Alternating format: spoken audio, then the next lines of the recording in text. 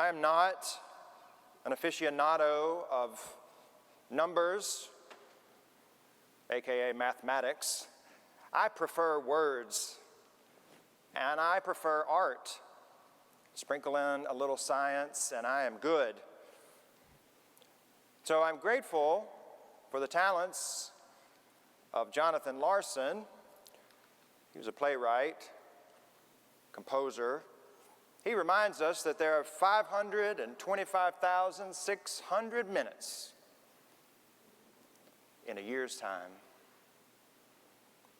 That's a lot of minutes since we've last gathered for All Saints Sunday. And if you're familiar with his musical smash called Rent, then you know exactly where I'm going with this. How does one measure a year in the life? In daylights and sunsets, in midnights and cups of coffee. Are you singing it with me now? In inches and miles and laughter and strife, in 525,600 minutes. How do you measure a year in the life? You measure it in what, friends? In love. That's right. Well, the 525,600 minutes of 2020 are longer minutes than any other year that I can recall.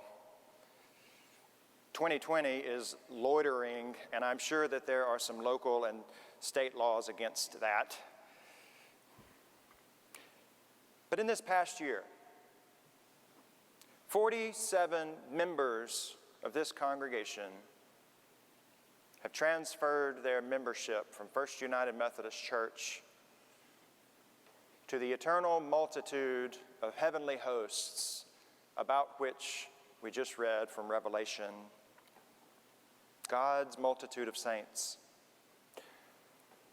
When a child is born, we call her name. At baptism, we have a portion of the service, not to be confused with baptism, but it's called christening. You've heard of christening? That means Christ naming. And we call the first and the middle name of that person and put water as a way of saying, you are known to God by name. Upon receiving a third grade Bible, confirmation, graduation, marriage, hospitalization, welcoming in new members, or any hallmark moment interspersed therein, we call the names aloud of God's people. It's what we do. And at death, we call one's name once more to signify to all the world and for all of eternity that that person is a child of God and is returning to God's own heart, to God's own breath from which he or she came at creation. Today, on All Saints' Day, All Saints' Sunday, we called 47 names, 47 members who have transferred in the past 525,600 minutes. It's not lost on me that every single one of us here have brought with us more than just these 47 names. Some of you have in mind friends and siblings, and neighbors, colleagues who are called by another church, who are not members of this church, but who also belong now to God.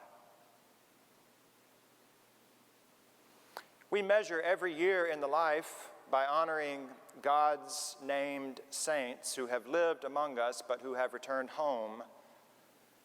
In the church, we mark time, we mark our actual week by worship. Today is not the end of the week. Today is the day of resurrection, a little Easter. Today is the first day of the week. And I don't know if you realize it, but God has already anticipated your arrival here today. You see, when people gather for worship, arriving here, arriving with us virtually from whatever the other 167 hours of the week has put us through, we arrive with anticipation that God is already here. I suspect that many of you arrived here not knowing quite how to feel. Some of you have not been in this space since March. And here it is your first time back in worship, and it's All Saints Sunday. I hear that as your pastor. That's a lot. Some of us didn't know what to feel when we arrived. Some of you might not have felt or feel anything at all. Others of you may be angry. It's been an unfair year. We're angry at God, angry at cancer, angry at the coronavirus. I get that. We're all hungering, thirsting for answers as to why a loved one died far too soon. We're all wondering why our loved one, our friend, our sibling had to spend her or his final hours alone. But God is here.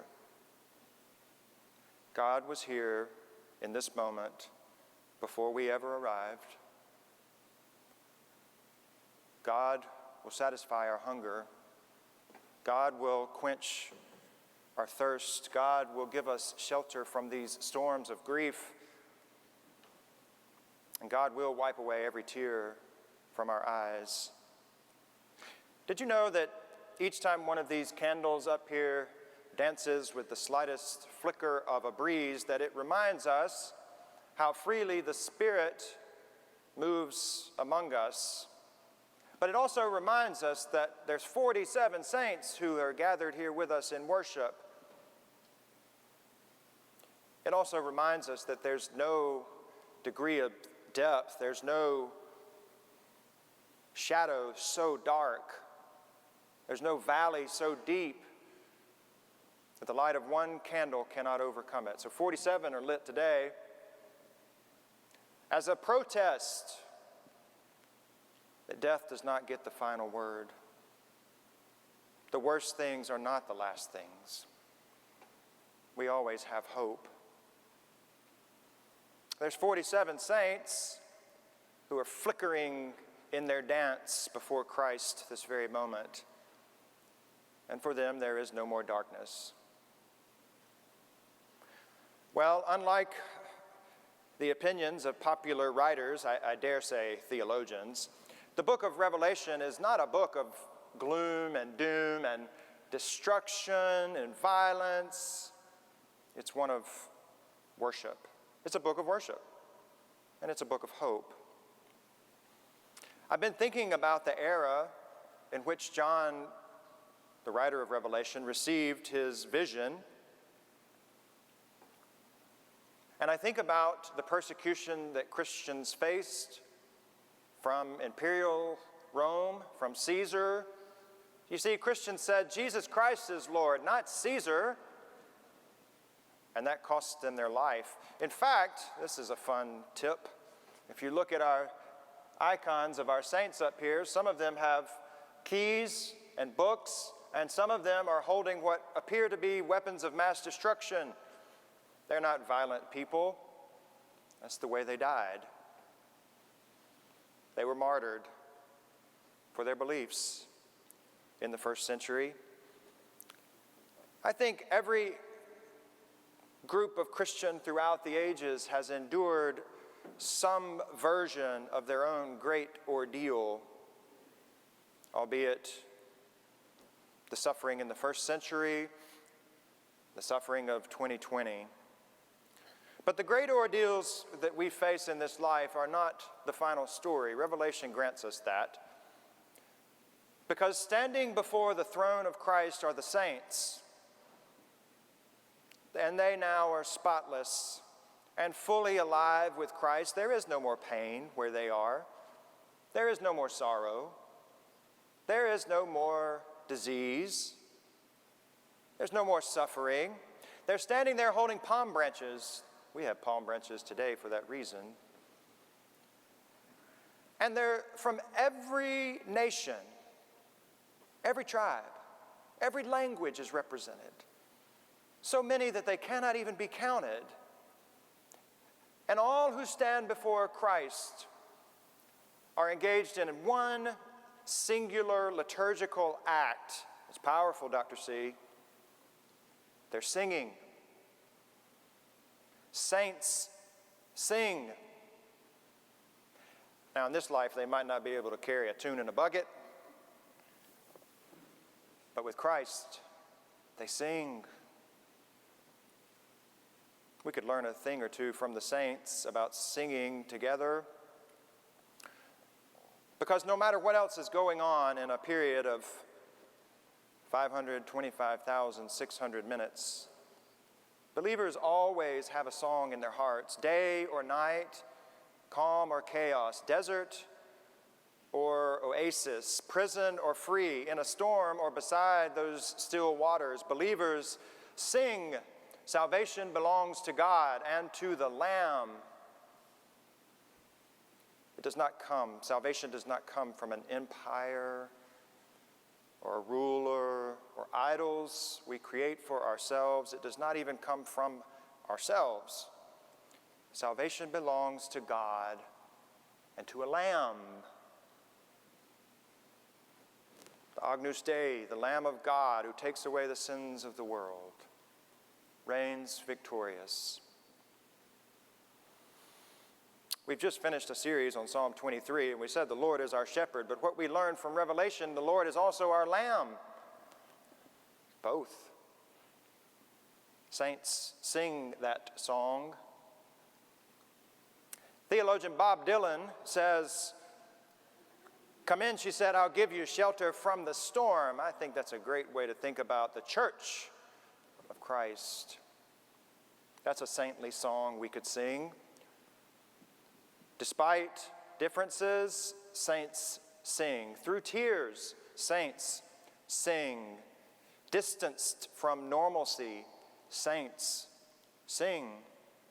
And that depth of faith means that there is no degree, no measure of evil or war or illnesses or viruses or elections or hurricanes or injustices or poverty or fear of others, even death itself, that can keep God's people from singing.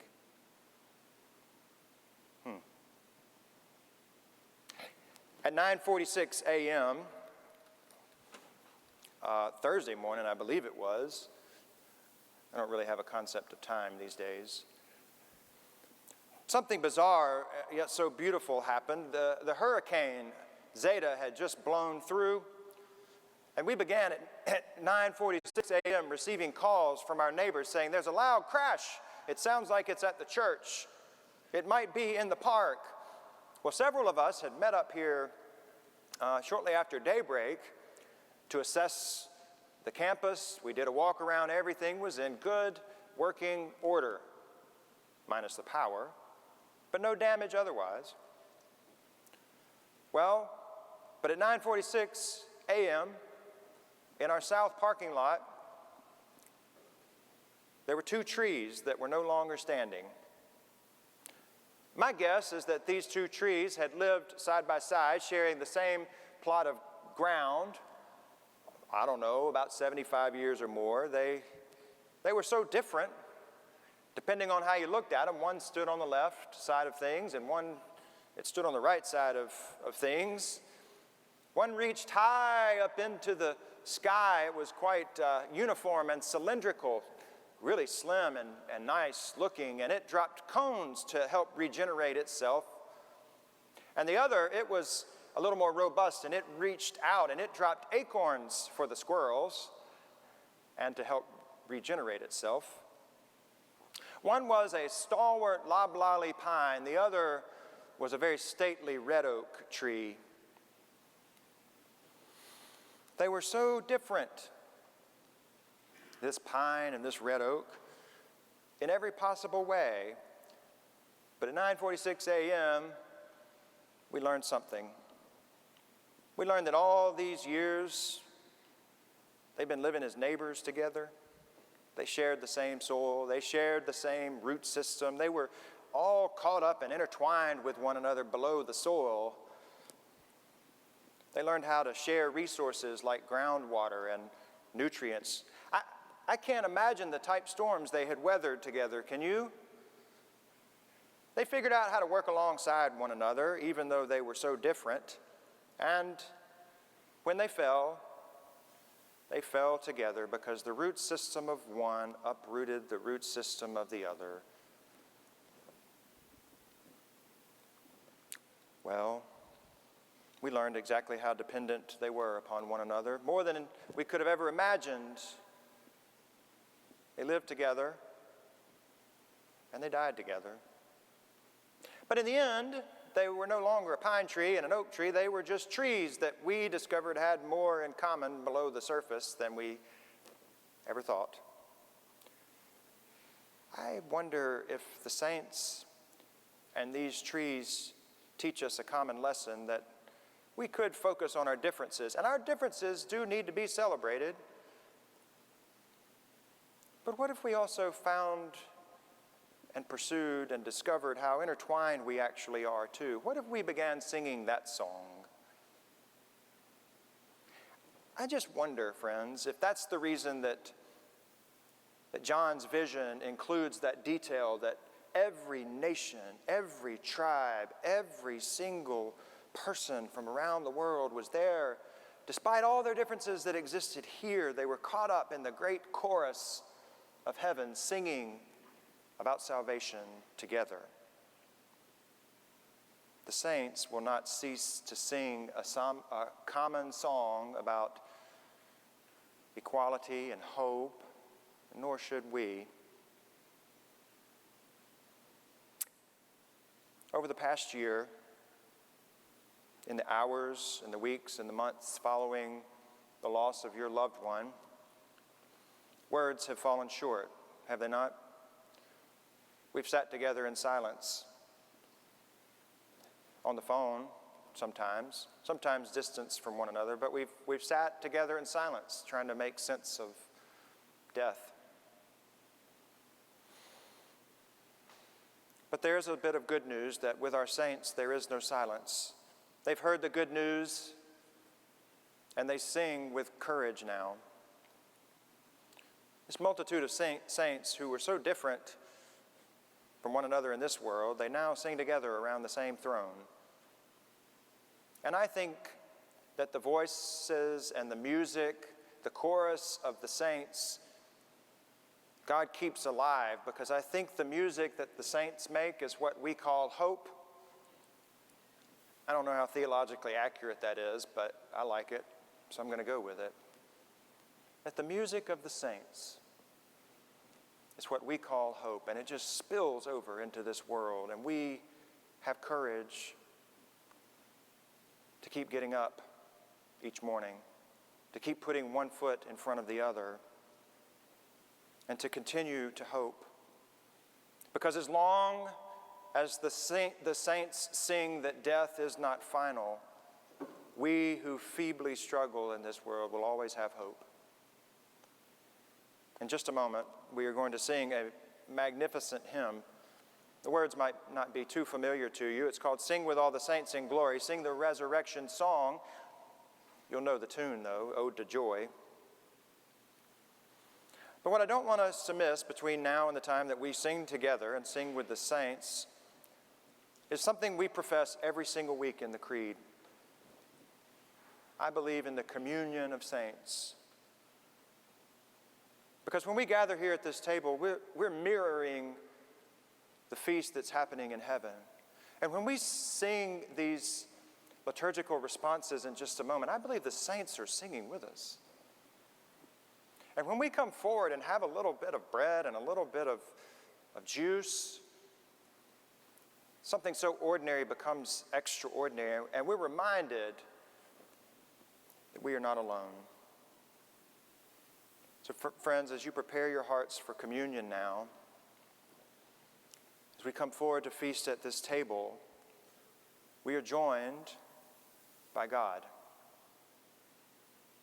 We are joined by the saints. They are here. God is here. And we are never, ever alone. Amen.